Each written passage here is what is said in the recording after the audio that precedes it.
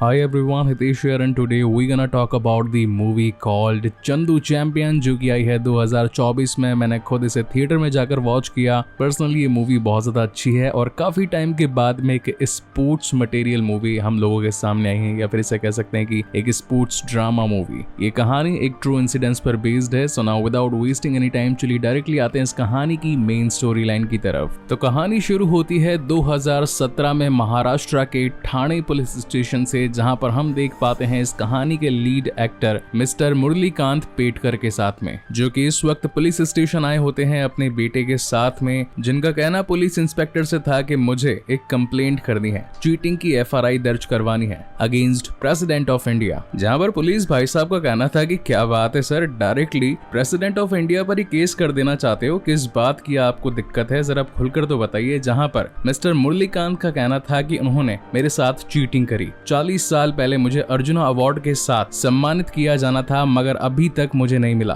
खैर यहाँ पर थोड़े से कॉमेडी सीन्स भी आते हैं, मगर उनको थोड़ा सा बैकवर्ड करके डायरेक्टली आते हैं स्टोरी लाइन पर। अब यहाँ से कहानी चली जाती है फ्लैशबैक में और हम बचपन के मुरलीकांत को देख पाते हैं, जो कि इस वक्त अपने भाई के साथ में कोंकण रेलवे स्टेशन पर आया था एक ऐसे शख्स को देखने के लिए जिसने ओलंपिक में भारत को मेडल जितवाया। उसे देखकर वो काफी ज्यादा फैसिनेट हो चुका था और अब उसे भी भारत के लिए ओलंपिक्स में जाकर गोल्ड लाने की एक अलग सी धुन सवार हो चुकी थी। उसका बड़ा भाई उसे बताता है कि आज तक कोई भी इंडिया के लिए गोल्ड लेकर नहीं आ पाया, जो भी लेकर आए हैं यानी कि अभी तक ब्रॉन्ज या फिर सिल्वर ही लेकर आए हैं। मुरलीकांत एक गरीब परिवार से थे और घर पर जैसे ही उसके पिताजी आते हैं तो पूछते हैं कि क्या बच्चों ने पढ़ाई वगैरह करी, और मुझे आज घर पर आने में लेट हो गया क्योंकि शहर में एक हुजूम सा उमड़ा पड़ा था, क्योंकि कोई तो था जो कि आज मेडल जीतकर गाँव आया था। कि तभी मुरलीकांत बोल पड़ता है कि हाँ वो तो ओलंपिक में जाकर भारत का नाम रोशन करके आया है, एक दिन मैं भी बापू ऐसे ही भारत का नाम रोशन करूंगा। मगर इस पर उसके पिताजी को गुस्सा आ जाता है, क्योंकि उनका कहना था कि भारत का नाम रोशन करने से पहले घर का नाम रोशन कर ले, पढ़ाइयां पूरी कर ले अपनी।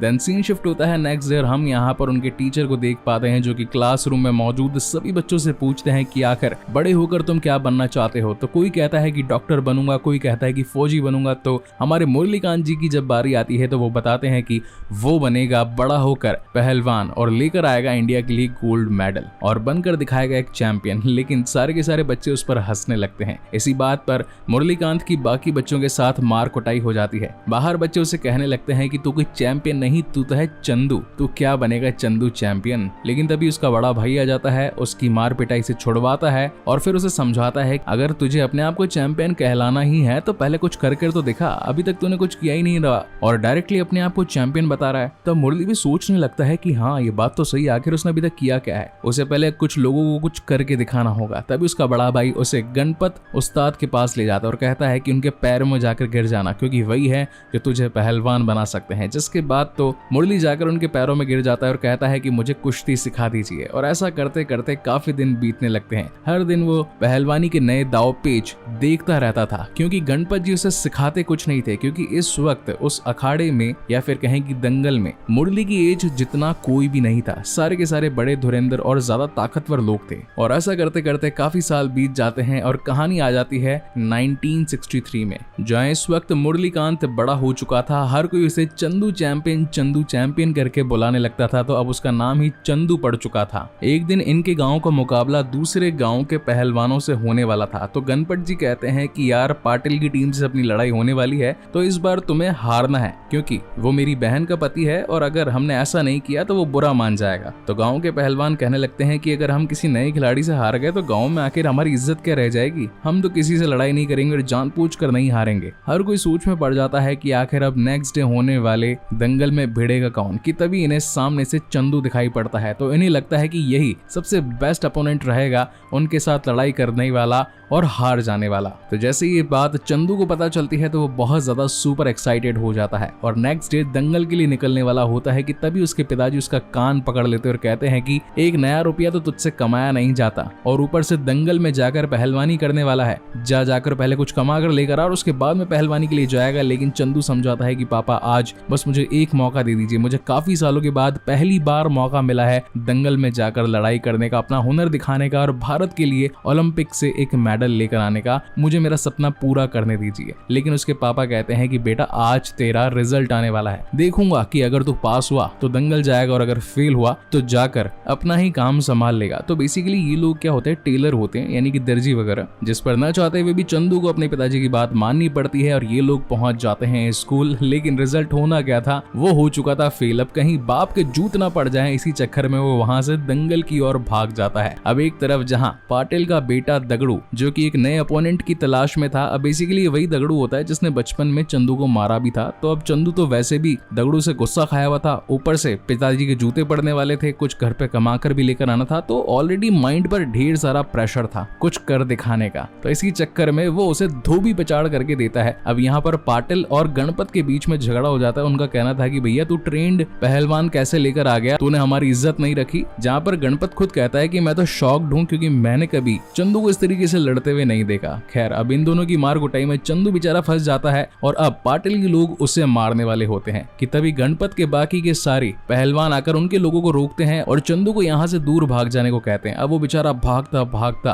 पहाड़ से उतरकर नदी में तैरकर एक ट्रेन को पकड़ लेता है, जहाँ पर उसकी मुलाकात करनैल सिंह से होती है और वो उसका साथ निभाता है और उसे गुंडों से बचा लेता है। रात को वो बताता है कि भाई मैं तो फौज की भर्ती के लिए जा रहा हूँ, आखिर तू किस लिए लोगों से भाग रहा था। जहाँ पर चंदू उसे अपनी पूरी बैक स्टोरी बताता है और कहता है कि मुझे तो ओलंपिक में जाकर इंडिया के लिए मेडल लाना है। जिस पर कर्नल बताता है कि हाँ, फौज ही तो वो जगह है जहाँ से मिल्खा सिंह और ध्यानचंद जैसे बड़े बड़े प्लेयर्स निकल कर आए हैं, तो चल तू भी अपनी किस्मत आजमा ले। गाँव के लोगों ने तुझे गाँव से भगाया नहीं बल्कि तुझे अपनी किस्मत की ओर दौड़ाया है, तो इसे एक पॉजिटिव पॉइंट समझ। और नेक्स्ट डे चंदू भी अपनी किस्मत आजमाने के लिए सीधा फौज में भर्ती हो जाता है। इनकी खूब अच्छी ट्रेनिंग होती है और फिर चंदू और इसी के साथ करनैल सिंह सिकंदराबाद के लिए शॉर्ट लिस्टेड हो जाते हैं। सिकंदराबाद यानी कि इनका नेक्स्ट ट्रेनिंग पॉइंट होता है। अब यहाँ आने के बाद में इनकी कड़ी ट्रेनिंग स्टार्ट हो जाती है। इन्हें डेली मार्च परेड करवाया जाता है, इनके बाल तक कटवा दिए जाते हैं। अब एक दिन यूं ही बैठकर बातचीत करते वक्त चंदू बताता है कि उसे इंडिया के लिए मेडल लेकर आना है, वो भी ओलंपिक्स में। तो कुछ लोग उस पर हंसने लगते हैं, तो चंदू कहता है ए हंसता काय को है। और इसी चक्कर में इनके बीच मार कुटाई हो जाती है, जहां पर इनके कमांडर आकर चंदू को फौज से निकल जाने के बारे में कहते हैं। चंदू कहता है कि मैं वापस अपने गाँव जा नहीं सकता क्योंकि मेरा एक सपना है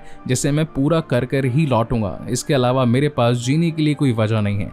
इस बात को कमांडर समझते हैं और उसे अगले दिन सुबह 6 बजे टाइगर अली से मिलने के बारे में कहते हैं। जैसे ही सुबह नेक्स्ट डे 6 बजे जब वो टाइगर अली से मिलता है तो वही बन जाते हैं उसके अगले उस्ताद, जो कि उसे बताते हैं कि कुश्ती में तो तू जा नहीं सकता मगर उसकी जगह बॉक्सिंग तेरे लिए बेस्ट रहेगी। और यहीं से उसकी अगली शुरुआत होती है, जिसके बाद तो चंदू रात दिन एक करके अपनी फिजिक को डेवलप कर लेता है और फिर पहुंच जाता है टोक्यो में होने वाले ओलंपिक्स के बॉक्सिंग मैच में। अब यहाँ पर उसकी मुलाकात नयनतारा से भी होती है, जो कि ऑब्वियसली कहानी की हीरोइन है, मगर कहानी को पूरा अपने दम पर यानी कि अपनी एक्टिंग के दम पर खींचने वाले कार्तिक आर्यन ने बिल्कुल भी कमी नहीं छोड़ी। खैर ये तो मैं आगे जाके एक रिव्यू में बताऊंगा ही। Now coming back to the main story, यहाँ सीन शिफ्ट होता है नेक्स्ट डे और टाइगर अली हर एक अपोनेंट को बहुत ही बारीकी से चेक कर करके उनकी सारी डिटेल्स कर्नैल और इसी के साथ चंदू को देते जाते हैं कि किसी का लेफ्ट हैंड तगड़ा है तो कोई अटैक ही अटैक करता रहता है यानी कि डिफेंस नहीं करता, किसी की स्पीड बहुत ज्यादा है तो किसी का पंच बहुत भारी है। और इन्हीं सभी बारीकियों को नोटिस करते करते अब चंदू पहुंच चुका था फाइनल राउंड में,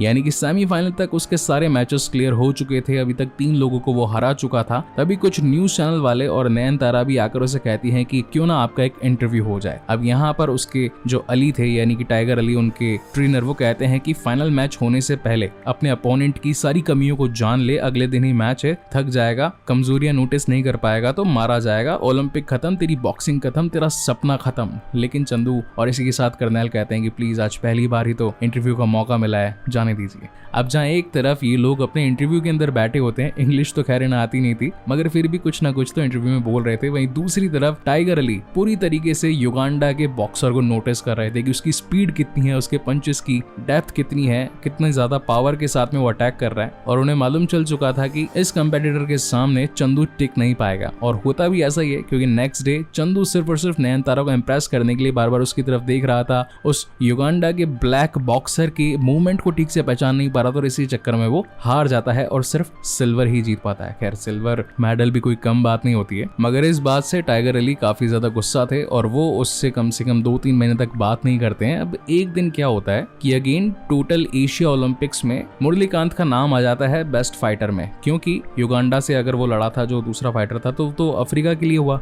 एशिया में जो होता है वो इंडिया भी काउंट होता है। तो मुरलीकांत को अगेन लड़ने का मौका मिलने वाला था, तो उससे कोच करने के लिए यानी कि अपने ट्रेनर की जरूरत थी। तो आकर अली सर को कहता है कि सर मेरे पास लेटर आया है, प्लीज मैं चाहता हूं कि आप मुझे मेरी ट्रेनिंग पूरी करवा दीजिए, हेल्प कीजिए ताकि अगले वाले बॉक्सिंग मैचेस में मैं जीत कर और गोल्ड लेकर अपने इंडिया के लिए आऊं। मगर तभी वहां पर दुश्मनों का हमला हो जाता है। इसी बीच ये लोग बचने की काफी कोशिश करते हैं। कर्नैल को भी गोली लग जाती है, इनके सर यानी कि टाइगर अली को भी लग जाती है और बचता है चंदू, जो कि पानी लेने के लिए जा रहा होता है अपने सर के लिए और उसे भी टोटल 9 गोलियां लग जाती है, पैर, हाथ, रीढ़ की हड्डी, पीठ में और बहुत सारी जगह। देन सीन शिफ्ट होता है 1967 में, यानी कि 1965 में लड़ाई हुई थी, इसके 2 साल बाद की ये कहानी है। 2 सालों तक वो सिर्फ और सिर्फ बेड रेस्ट पर था, ना ही उसके हाथ पैर हिल रहे थे। मतलब हाथ तो हिल रहे थे मगर पैर नहीं हिल रहे थे, क्योंकि रीढ़ की हड्डी में एक गोली फंसी हुई थी और उसे निकालना बहुत ही ज्यादा क्रिटिकल था। अगर उसे निकाल दिया जाता तो चंदू की जान भी जा सकती थी। अब ये बात नोटिस कर लेते हैं कुछ देश के फौजी, जिन्हें लगता है कि यार ये तो बहुत ही माहिर खिलाड़ी था, अपने टाइम में अपने देश का नाम रोशन करने के लिए इन्होंने बहुत कुछ किया, तो इन्हें इस फालतू के हॉस्पिटल से निकालकर शहर के बेस्ट हॉस्पिटल में ट्रांसफर कर देना चाहिए। जहां पर अब हमें कहानी के एक और कैरेक्टर राजपाल यादव यानी कि टोपाज भी इंट्रोड्यूस होते हैं। अब टोपाज क्या होते हैं? बेसिकली होते तो यहाँ के चपरासी हैं, मगर लोगों के लिए सीक्रेटली दारू वगैरह लाना, जुए का सामान अरेंज करना, गंदी गंदी मैगजीन्स वगैरह लेकर के आना, तो ये सारे काम टोपाज किया करता था और ऊपर से जो पैसे मिलते थे उनका मटका यानी कि जुआ खेला करता था। अब ऐसा करते करते दिन निकलते जाते हैं और चंदू के ऑपरेशन की फाइनल स्टेज आ जाती है, जहां पर एक बार तो उसके माता पिता भी आए होते हैं उससे मिलने के लिए। तो चंदू बड़ा खुश हो जाता है और कहता है कि अब मैं इस हॉस्पिटल में नहीं रहूंगा, अपने घर जाऊंगा, अपने घर वालों के साथ रहूंगा। जहां पर उसके बड़े भाई का कहना था कि यार चंदू तुझे बुरा तो लगेगा, मगर एक बात जो कि बहुत ज्यादा इंपॉर्टेंट है, पहली चीज तो हमारे पास कमाने का कोई साधन नहीं है, कोई डॉक्टर नहीं है, कोई आई वगैरह नहीं है तेरी सेवा करने के लिए। तेरे पैर पूरी तरीके से खराब हो चुके हैं, तेरी सूसू पॉटी वगैरह करना अब हमारे बस की बात नहीं है। एक तो वैसे भी हमारा खर्चा चल नहीं रहा और अगर तू और आ जाएगा तो तेरा बर्डन भी हम पर होगा, तो बेटर यही है कि यार तू यहीं हॉस्पिटल में ही रह। देखा जाए तो चंदू पर मुसीबतों का पहाड़ टूटता ही जा रहा था। जहाँ एक तरफ वो नेशनल बॉक्सिंग के लिए नहीं जा पाया, वहीं दूसरी तरफ उसकी गोलियां लगकर हालत खराब हो चुकी थी, घर वालों ने उसका साथ छोड़ दिया था, फौज से वो निकल चुका था, मतलब ऑलमोस्ट रिटायरमेंट पे ही उसे कह सकते हैं। तो बस ये टूटा हुआ चंदू अपनी जान देने वाला था। वहीं सीन शिफ्ट होता है करंट सिचुएशन पर, जहां पुलिस स्टेशन वाले लोग भी कह देते हैं कि भैया आपकी जो कहानी है, अगर आप गोल्ड लाए होते तो हम थोड़ा बहुत आपको अर्जुन अवार्ड वगैरह दे सकते थे। अब यहाँ पर चंदू बताता है कि अर्जुन अवार्ड उसे खुद के लिए नहीं चाहिए, अपने गाँव के लिए चाहिए, क्योंकि अगर किसी गाँव में अगर एक एथलीट मौजूद होता है तो सरकार उस गाँव को थोड़ा बहुत डेवलप करवा देती है, एज वेल एज नई सड़कें बनवा देना, बिजली की लाइन बिछा देना, पानी के पाइपलाइन वगैरह फिट करवा देना। तो इनके गाँव में ऐसा कुछ भी नहीं था, तो इसमें पुलिस भी उनकी कुछ मदद नहीं कर पाती और उन्हें खाली हाथ ही लौटना पड़ता है। और जब ये बस में जा रहे होते हैं तब वहां पर चंदू अपने बेटे को एक कहानी और बताता है कि जब वो हॉस्पिटल में थे तो उनकी पूरी तरीके से उम्मीद टूट चुकी थी। उन्होंने ये डिसाइड कर लिया था कि आज वो अपनी जान देकर रहेंगे। तो वो टोपाज को कहते हैं कि भाई मुझे थोड़ी सी शराब ला दे और कुछ नींद की गोलियां भी ला दे, और ये पैसे कुछ मैं मटके पर लगाना चाहता हूँ। मुरली ने नंबर लगाए थे 1, 2, 3 और वही नंबर टोटल 44,000 जीत जाते हैं। लेकिन जब तक टोपाज चंदू के पास आता है, हालत देखता है, तो उसे पता चलता है कि उसने तो बहुत सारी शराब पी ली और गोलियां खा ली, जो कि मरने का बिल्कुल ग्रीन फ्लैग था। मगर चंदू की किस्मत इतनी तेज कि उसे उल्टियां आ जाती है और वो मरने से बच जाता है। जिसके बाद नेक्स्ट डे उससे मिलने के लिए उसके टाइगर अली सर आते हैं और उसे दारा सिंह के एक मैच में लेकर जाते हैं। वहां दिखाते हैं कि कोई एक 40 साल का आदमी है जो कि फाइट में अभी भी उतरा हुआ है और 25-30 साल के नौजवानों के साथ भिड़ रहा है और जीतने की कोशिश कर रहा है। टाइगर सर का समझाना था कि देख यार, इंसान के अंदर का जज्बा अगर जिंदा है ना तो वो कुछ भी कर सकता है। जब तक इंसान जिंदा है तो उसके अंदर का जज्बा भी जिंदा रहना चाहिए। तेरी टांगे खराब होगी तो इसका मतलब ये नहीं कि तेरा सपना खराब हो गया। ओलंपिक्स 2 टाइप के होते हैं, एक होते हैं नॉर्मल यानी कि रेगुलर ओलंपिक्स, और एक होते हैं पैरा ओलंपिक्स। पैरा ओलंपिक्स में वो लोग शामिल होते हैं जो कि थोड़े से फिजिकली चैलेंज्ड होते हैं। फिजिकली चैलेंज्ड का मतलब होता है या तो किसी का हाथ ना होना, किसी का पैर ना होना, या थोड़ा सा कोई फिजिकल डिसेबल होना। तो ऐसे लोग भी ओलंपिक्स में जाकर अपने देश के लिए कोई ना कोई मेडल लेकर आ सकते हैं।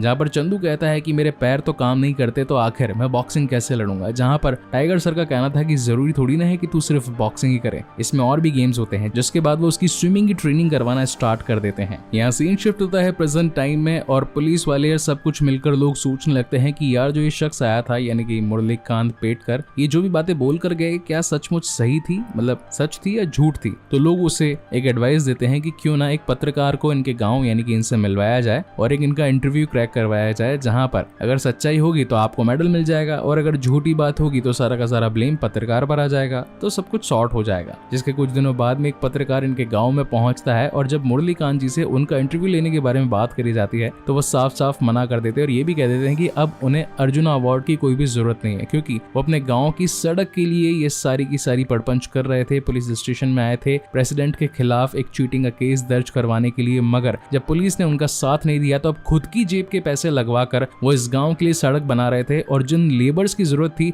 वो ये गांव वाले खुद ही थे जो कि इस गांव को पूरी तरीके से प्रिपेयर कर रहे थे। अब ये बात उस इंटरव्यू लेने वाले को काफी टच कर जाती है, ये बात वो अपने सीनियर्स तक पहुंचाता है, मगर उसके सीनियर्स भी इस बात की पुष्टि कर लेना चाहते थे कि क्या सचमुच 1967 में मुरलीकांत नाम का कोई शख्स फौज में था जो कि ओलंपिक्स के लिए जर्मनी गया था। इसलिए यहाँ से कहानी अगेन फ्लैशबैक में जाती है और यहाँ पर हम देख पाते हैं कि मुरलीकांत को पैरा ओलंपिक के लिए सेलेक्ट कर लिया जाता है, मगर ये बात रिकॉर्ड्स में बिल्कुल भी नहीं थी, क्योंकि 1980s के टाइम पर जब कंप्यूटर आए तो कंप्यूटराइजेशन के चलते सारे के सारे रिकॉर्ड्स को उसमें डाला गया, मगर ये सारी किस्से कहावतें 1967 के थे। तो सारा डॉक्यूमेंटेशन जो था वो फिजिकली था, यानी कि रिकॉर्ड्स में मैन्युअली था, डिजिटली कुछ भी अवेलेबल नहीं था। और अब यहाँ से कहानी हो जाती है और भी ज्यादा इंटरेस्टिंग, क्योंकि जब मुरलीकांत की फाइल मैन्युअली निकाली जाती है और उसे रीड किया जाता है तो उसमें ऐसे भी और चीजें थी जो कि कभी किसी अखबार कभी किसी रिकॉर्ड में आई ही नहीं। जहां कहानी अगेन फ्लैशबैक में जाती है और हम देख पाते हैं जर्मनी म्यूनिक में हमारे नए पैरा ओलंपिक के स्विमर मिस्टर मुरलीकांत पेटकर को। यहाँ पर और भी देशों दुनिया के अलग अलग कंपेटिटर्स आए थे जिनके साथ उनका मुकाबला था, मगर उसी रात को वहां एक टेररिस्ट अटैक हो जाता है, काफी सारे खिलाड़ी उसमें मारे जाते हैं और बहुत सारे गेम्स कैंसिल करवा दिए जाते हैं। मगर इनका जो गेम था यानी कि स्विमिंग था वो स्टिल अवेलेबल था। तो नेक्स्ट डे जब इनकी परफॉर्मेंस थी तो ज्यादा तेज तैरने के चक्कर में मुरलीकांत का सर फूट जाता है दीवार में। हालांकि सेमीफाइनल राउंड क्लियर करने के लिए उनका नंबर 4th पर आना जरूरी था और ऐसा वो कर चुके थे। देन सीन शिफ्ट होता है नेक्स्ट डे और हम यहाँ पर देख पाते हैं कि सर फूट जाने की वजह से एक तो उनके सुनने की शक्ति थोड़ी कम हो चुकी होती है और ऊपर से सर में स्वेलिंग भी आ चुकी थी, क्योंकि हड्डी के हल्के से क्रैक होने की वजह से कान में से खून भी निकल रहा था। तो टाइगर सर का कहना था कि तुझे इस कंपटीशन में हिस्सा नहीं लेना चाहिए, मैं डॉक्टर के पास जा रहा हूँ, तेरा ट्रीटमेंट चलेगा और हम यहाँ से इंडिया निकल जाएंगे, अगर तू तैरने के लिए पानी में उतरा तो मारा जाएगा। जहां पर मुरलीकांत का कहना था कि अगर मैं इस कंपटीशन में नहीं उतरा तो भी मारा जाऊंगा, क्योंकि यहाँ इतनी दूर तक आने के बाद में उस कंपटीशन को बिना लड़े निकल जाना ये मेरे खून में नहीं है, मैं जीतने के लिए आया हूँ और बिना जीते जाऊंगा नहीं। इतनी सारी मुसीबतें होने के बावजूद भी, सर फूटा हुआ होने के बावजूद भी वो पानी में कूद पड़ता है और तैरने लग जाता है। वहीं हम उसकी पुरानी कुछ यादों को देख पाते हैं कि कैसे पाटिल के लोग उसे पत्थर मार रहे हैं, फौज में उस पर गोलियां चल रही है, घर वालों ने उसे छोड़ दिया, जंग में वो कई बार हारा और यही सारी यादें, यही सारा जोश और जुनून उसके अंदर भर जाता है और फाइनली मुरलीकांत पेटकर जीत जाता है उस स्विमिंग कंपटीशन को 1972 में, जो कि भारत के लिए एक गर्व की बात थी। देन सीन शिफ्ट होता है प्रेजेंट टाइम में और यहाँ अब ये कहानी पहुंच चुकी होती है पार्लियामेंट तक भी। तो बड़े बड़े राजनेता वगैरह आकर उनसे मुलाकात करते हैं और अब उन्हें अर्जुन अवार्ड के लिए नहीं बल्कि पद्म भूषण अवार्ड से सम्मानित किया जाता है। और इसी के साथ ही बेहतरीन मूवी यहीं पर खत्म होती है, जिसके बाद में एंड में कुछ रियलिस्टिक फोटोज यानी कि जो ओरिजिनल उनकी लाइफस्टाइल से कुछ फोटोज थी वो दिखाई जाती है। तो मूवी बड़ी ही अच्छी थी, मुझे भी पर्सनली बहुत बढ़िया लगी। ये कहानी यानी कि मुरलीकांत जी पेटकर की और भी काफी सारे लोगों तक पहुंचनी चाहिए। तो मुझे गर्व है कि मैं एक एक्सप्लेनर ऐसी प्यारी प्यारी कहानियों के ऊपर काम करता हूँ और फ्री में उन लोगों तक पहुंचाता हूँ जो कि थिएटर में जाकर मूवीज को नहीं देख पाते हैं। सो आई होप कि इस एक्सप्लेनेशन को सुनने के बाद में आपका पैसा, आपका टाइम भी बचा होगा, ऊपर से मुरलीकांत पेटकर के बारे में कुछ नई इन्फॉर्मेशन भी मिली होगी जो कि भारत के एक हिडन जेम थे। ऐसे ही और मूवीज देखने के लिए डू सब्सक्राइब दिस चैनल। तब तक के लिए मिलते हैं अगले वीडियो में।